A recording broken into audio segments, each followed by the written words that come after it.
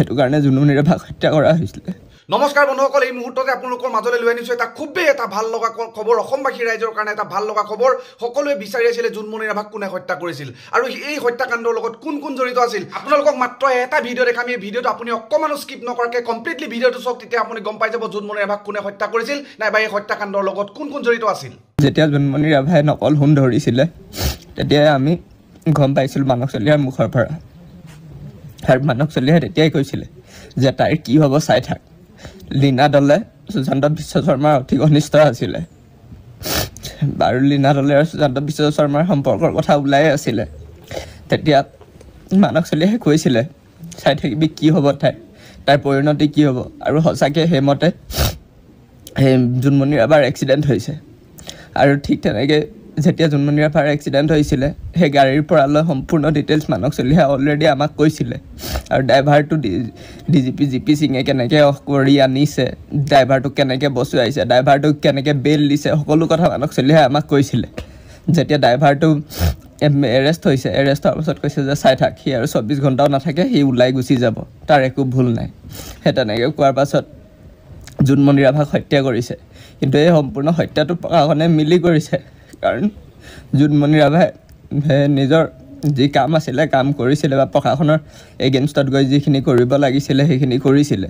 সেইটো কাৰণে জুনমণিৰাভাক হত্যা কৰা হৈছিলে।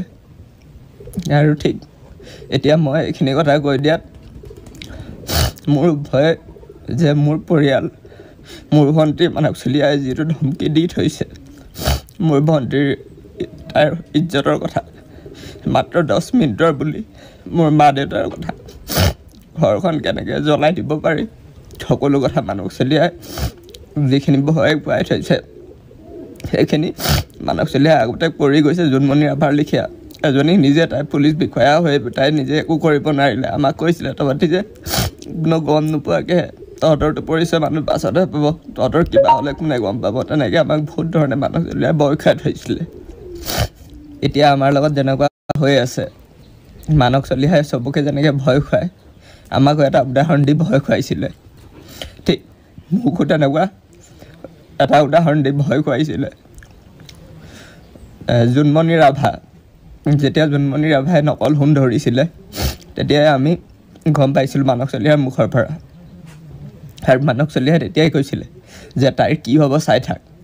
লীনা দলে সুশান্ত বিশ্ব শৰ্মাৰ অতি ঘনিষ্ঠ আছিলে আৰু লীনা দলে আৰু সুশান্ত বিশ্ব শৰ্মাৰ সম্পৰ্কৰ কথা ওলাই আছিলে।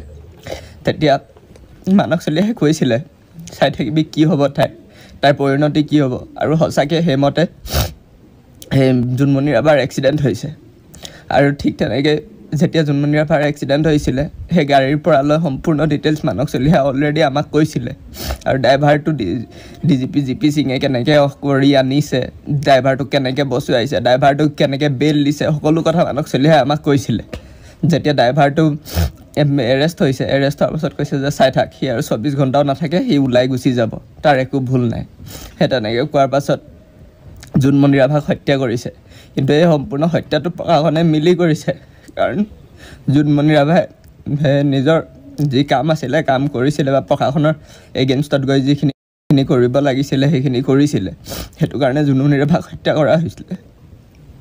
আৰু ঠিক এতিয়া মই এইখিনি কথা কৈ দিয়াত মোৰ ভয় যে মোৰ পৰিয়াল, মোৰ ভণ্টীৰ মানস চলিহাই যিটো ধমকি দি থৈছে, মোৰ ভণ্টীৰ তাৰ ইজ্জতৰ কথা, মাত্ৰ 10 মিনিটৰ বুলি মোৰ মা দেউতাৰ কথা, ঘৰখন কেনেকৈ জ্বলাই দিব পাৰি, সকলো কথা মানস চলিহাই যিখিনি ভয় খুৱাই থৈছে সেইখিনি মানস চলিহাই আগতে কৰি গৈছে। জুনমণিৰাভাৰ লিখীয়া এজনী নিজে তাই পুলিচ বিষয়া হৈ তাই নিজে একো কৰিব নোৱাৰিলে। আমাক কৈছিলে তহঁতি যে কোনো গম নোপোৱাকৈ তহঁতৰটো পৰিচয় মানুহ পাছতহে পাব, তহঁতৰ কিবা হ'লে কোনে গম পাব। তেনেকৈ আমাক বহুত ধৰণে মানস চলিহাই ভয় খুৱাই থৈছিলে।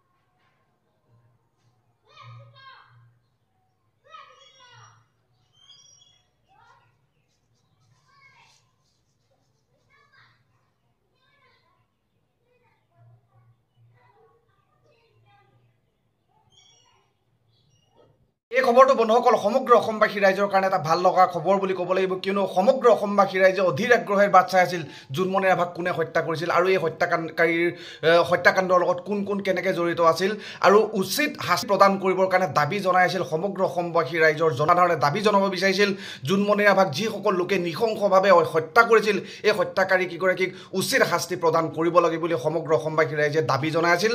গতিকে পৰৱৰ্তী পৰ্যায়ত কেনেকুৱা ধৰণৰ হ'ব, মানস বৰগোহাঁই স্পষ্টভাৱে কৈ দিছে জোনমণি ৰাভাক কোনে কোনে হত্যা কৰিছিল, কেনেকৈ হত্যা কৰিবলগীয়া হৈছিল। সমগ্ৰ ঘটনাৰ কাহিনী মানস বৰগোহাঁই স্পষ্টভাৱে আলফা স্বাধীনৰ হাতত গ্ৰেপ্তাৰ হৈ থকা মানস বৰগোহাঁই স্পষ্টভাৱে ভিডিঅ' আকাৰত প্ৰেৰণ কৰিছে। গতিকে এইটো এটা বিৰাট লক্ষণীয় এটা বিষয়বস্তু হৈ পৰিছে যে আজি কেইদিনমানৰ আগতে আপোনালোকে সকলোৱে গম পায়, সমগ্ৰ অসমবাসী ৰাইজে গম পায় এই ঘটনাক দুৰ্ঘটনা বুলি CBI কৈ নিজ ঘৰলৈ গুচি গৈছিল। গতিকে এতিয়া আটাইতকৈ ডাঙৰ কথাটো হৈ গ'ল, ইমান স্পষ্ট এটা প্ৰমাণ পোৱাৰ পাছত জোনমণি ৰাভাৰ যিটো হত্যাকাণ্ড, এই হত্যাকাণ্ডৰ যিটো তদন্ত, সেই তদন্ত কেনেকুৱা ধৰণেৰে কৰা হ'ব। গতিকে এই বিষয়বস্তুটো এতিয়া যথেষ্ট এটা মানে আপোনাৰ লক্ষণীয় এটা বিষয়বস্তু হৈ পৰিছে। চবৰে চকু মেল খাই গৈছে, চকু কপালত উঠি গৈছে, কিয়নো সকলোৰে মনত এটা আঘাত লাগি গৈছিল জোনমণি ৰাভাক হত্যা কৰা বুলি সমগ্ৰ অসমবাসী ৰাইজে দাবী জনোৱাৰ পাছতো এই হত্যাকাণ্ডক যেতিয়া CBI দুৰ্ঘটনা বুলি ঘোষণা কৰিছিল তেতিয়া সকলোৰে মন সেমেকি গৈছিল। আমাৰ ভাৰতৰ সংবিধানখনৰ ওপৰত, আমাৰ অসমৰ চৰকাৰখনৰ ওপৰত, আমাৰ অসমৰ প্ৰশাসনৰ ওপৰত, আমাৰ অসমৰ জনসাধাৰণৰ লোকসকলৰ বিশ্বাস নাইকিয়া হৈ গৈছিল, আস্থা নাইকিয়া হৈ গৈছিল, কিয়নো হত্যাকাণ্ডক যেতিয়া দুৰ্ঘটনা বুলি ঘোষণা কৰিছিল। গতিকে ইমান ডাঙৰ এটা স্পষ্ট প্ৰমাণ পোৱাৰ পাছত এই তদন্ত কেনেকৈ ৰিঅপেন হ'ব, কেনেকুৱা ধৰণেৰে তদন্ত কৰা হ'ব, এই কথাটো এতিয়া যথেষ্ট এটা লক্ষণীয় বিষয়বস্তু হৈ পৰিছে। গতিকে এই তদন্ত এটা কেনেকুৱা ধৰণৰ ৰূপ ল'বলৈ গৈ আছে নাইবা কেনেকুৱা ধৰণৰ এটা ৰূপ ল'ব, সমগ্ৰ খবৰখিনি মই আপোনালোকক জনাবৰ বাবে অপ্ৰাণ চেষ্টা কৰিম, যৎপৰোনাস্তি চেষ্টা কৰিম। গতিকে যিসকলে মোৰ চেনেলটো প্ৰথমবাৰ চাই আছে অনুগ্ৰহ কৰি মোৰ চেনেলটো ছাবস্ক্ৰাইব কৰি থ'ব, যাতে মই ভিডিঅ' আপলোড কৰাৰ লগে লগে নটিফিকেশ্যন আপোনালোকে লগে লগে পাই যায়। ধন্যবাদ। জয় আই অসম।